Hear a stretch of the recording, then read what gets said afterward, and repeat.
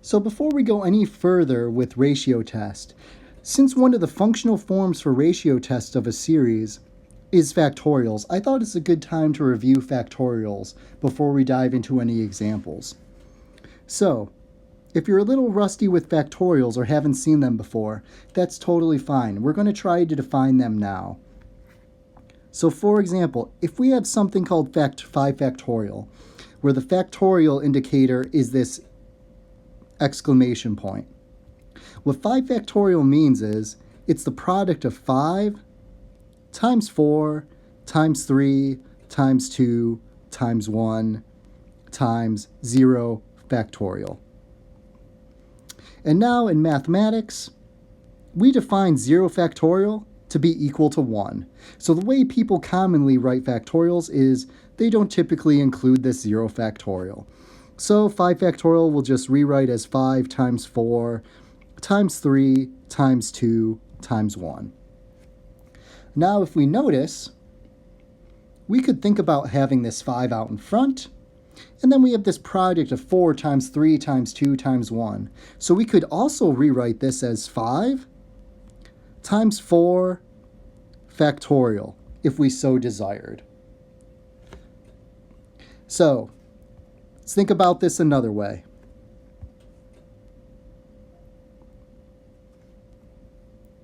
If we have something like n factorial, making the leap right away, we are just going to keep multiplying n times the next lowest integer, which is n minus 1, times the next lowest integer, which is n minus 2, times the next lowest integer, which is n minus 3.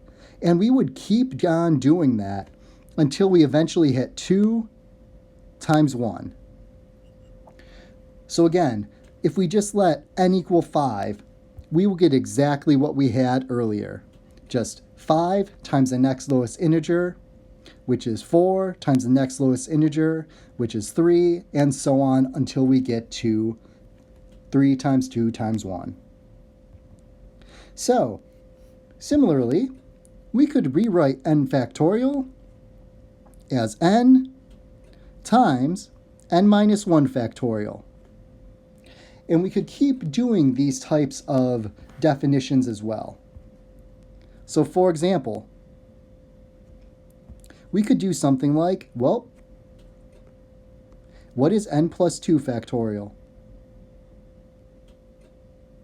Well, n plus 2 factorial is n plus 2 times the next lowest integer, which is n plus 1, times n, times the next lowest integer, n minus 1, and we would keep multiplying terms like that until we reach, 3 times 2 times 1 eventually.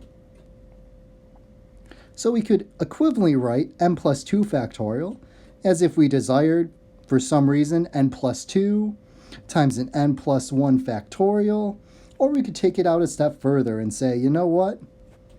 This is also equal to n plus 2 times n plus 1 times an n factorial.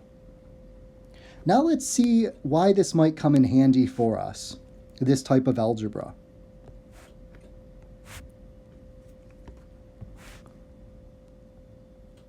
Well, if we're doing limits, and say we have a limit of something like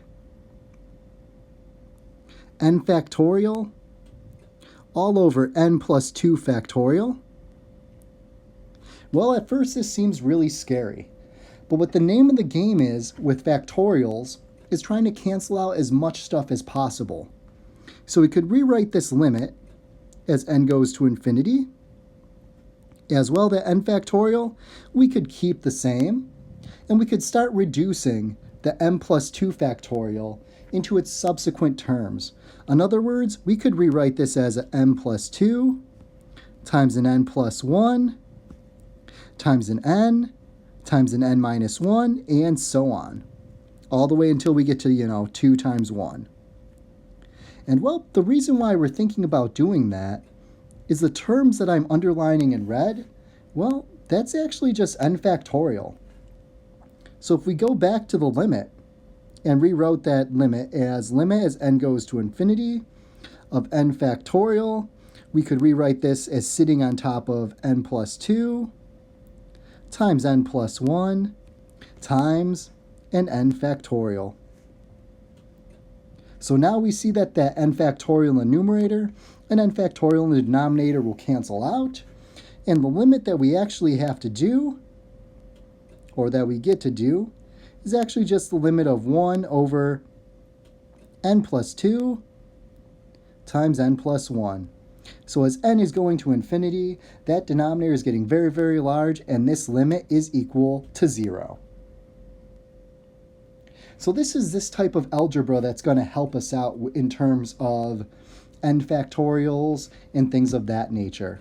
Some other things that could pop up might be if we have a term that looks like, say, n factorial, that quantity squared. Well, for our considerations, if we ever have an n factorial squared, n factorial cubed, well, that is just writing n factorial times n factorial. If we were to expand out in terms, well, we'd have two n terms, so we have n squared, we have n minus 1 squared, we'd have n minus 2 squared, and so on, all the way to a 2 squared times a 1 squared. So we can keep applying these similar types of algebraic rules as well. One last example with factorials is if we have something like 2n plus 3 factorial. Well, we can handle this as long as we keep in mind the way that factorials work. The first term in the product, or the first factor, is 2n plus 3. The next term, we subtract 1 off. So 2n plus 3 minus 1 is 2n plus 2. The next term, we subtract 1 off. 2n plus 1, or 2n plus 2, minus 1 gives us a 2n plus 1. And then from there, we keep subtracting off terms. 2n plus 1 minus 1 gives us a 2n. After that, we have a 2n minus 1. And again, we would just keep subtracting out terms and multiplying until we just hit something like 3 times 2 times 1. So the name of the game is each subsequent term in the product is just one integer value less than the previous. I hope that helps with some of these factorials.